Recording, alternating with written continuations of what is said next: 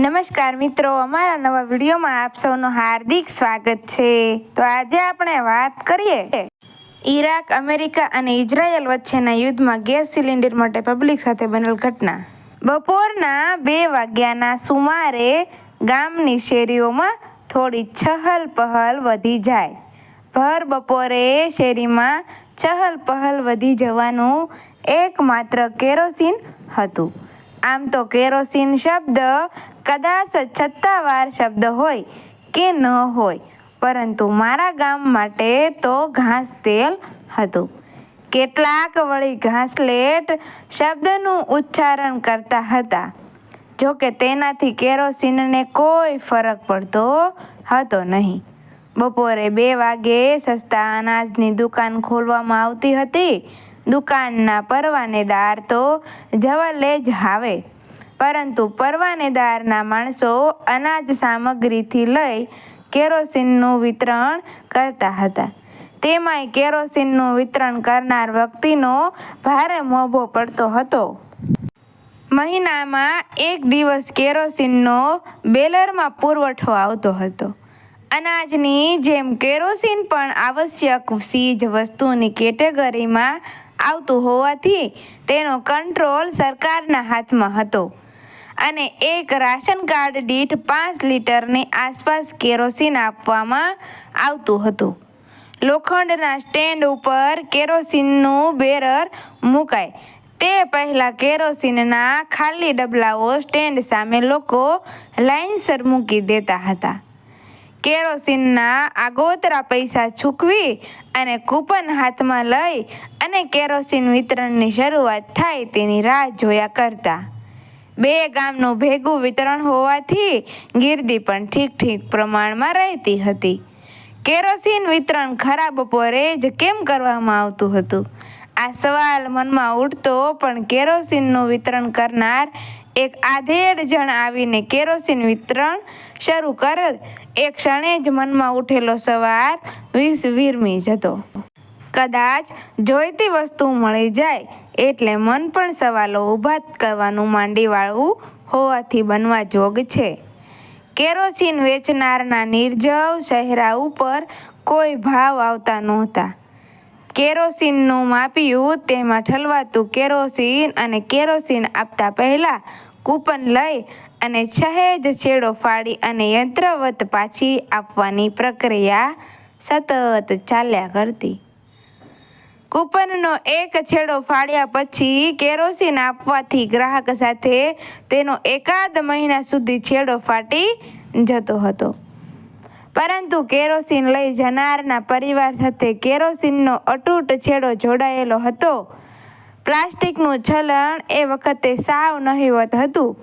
Kerosene ભરવા પતરાનું એક ખાસ ડબલું વપરાશમાં હતું, જે લગભગ 1.5 ફૂટ ઊંચું અને 6 ઇંચ જેટલું પહોળું, જે 5 લીટર કેરોસીનને સમાવતું હતું। એ વખતે ગામમાં દિવેટવાળા, જેને બોબડો પ્રાઇમસ કહેતા, તેનો નોકરિયાત વર્ગમાં ઉપયોગ કરવાનું વધુ ચલણ જોવા મળતું।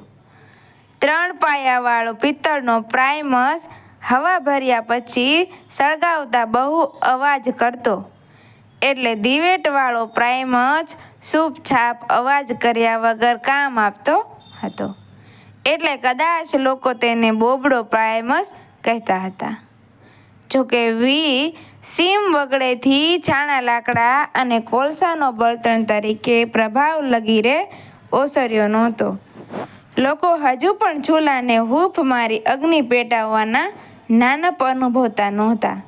હા, ચૂલો પેટાવતા પહેલાં છાણામાં સહેજ કેરોસીન મૂકી અને ચૂલો પેટાવવામાં કેરોસીન ઉપયોગી થતું હતું। સાંજે દીવાની ચીમનથી લઈ અને ફાનસમાં કેરોસીન પૂરવાનું કામ ઘરના વૃદ્ધજનો દ્વારા અચૂક કરવામાં આવતું હતું। શરૂઆતના દાયકામાં કેરોસીન ભલે જીવનનો અતૂટ હિસ્સો બન્યું હોય નહીં, પરંતુ ધીમે ધીમે કેરોસીનનો વધતો વપરાશ અને જરૂરિયાત તેને અતૂટ હિસ્સો બનાવતું હતું। કેરોસીનની માદક ગંધ આજે પણ શ્વાસમાં કોપી પેસ્ટ થઈ અને સચવાઈ રહે છે। બળતણ યુગમાં ઘણા બદલાવ આવ્યા છે અને આવશે. એક દિવસ સસ્તા અનાજની દુકાને રંગીન કેરોસીન મળવા લાગ્યું. સહુ કહેતા હતા કે કેરોસીનનો બળતણ સિવાય વાહનોમાં ગેરઉપયોગ થતાં વધારે સરકારે આ પગલું ભર્યું હતું. ઊંટ ઢેકા કાઢે ત્યારે માણસે કાંઠા કાઢ્યાની કહેવત અહીંયા બરોબર બંધ બેસતી હતી. ધીમે ધીમે રાંધણ ગેસનું ચલણ વધતા અને સરકારે ઉજ્જવલા યોજનાથી રસોઈ કરનારની આંખને ધુમાડા મુક્ત કરવાના સારા આશય સાથે ઘેર ઘેર રાંધણ ગેસના બાટલા પહોંચાડ્યા. ઈસવીસન 2023ની આસપાસ ગુજરાત કેરોસીન મુક્ત થયું. અત્યારે ઈરાક, અમેરિકા, ઇઝરાયલ ખાડી યુદ્ધને કારણે હાલાકી ઊભી થઈ છે. સરકારે ફરીથી લોકો સુધી કેરોસીન પહોંચાડવાની જાહેરાત કરી છે. આથમેલો એક યુગ ફરીથી ઉગ્યો છે. કેરોસીન સાથે સહુ કોઈની યાદ જોડાયેલી છે. ફાનસમાં કેરોસીન પૂરી અને અજવાળું પાથરતા હરખાતી મારી બાની મીઠી યાદ અને કેરોસીનનો સ્ટવ ફાટ્યા પછી સળગ્યા બાદ કાયમ માટે આંખ મીછાય તે પહેલાં ડૂસકા ભરતી નારીની લાચારીની અનેક ઘટનાઓ કડવી યાદોના સ્મરણ સાથે સળગળીને બેઠા થયા છે. મિત્રો, વિડીયો ગમ્યો હોય તો વિડીયોને લાઈક કરજો, શેર કરજો અને અમારા આવા જ નવા વિડીયો જોવા માટે અમારી ચેનલને સબસ્ક્રાઈબ કરી દેજો. તમારું કેરોસીન વિશે શું કહેવું છે કોમેન્ટમાં જરૂરથી કહેજો. ધન્યવાદ. જય શ્રી કૃષ્ણ. રાધે રાધે.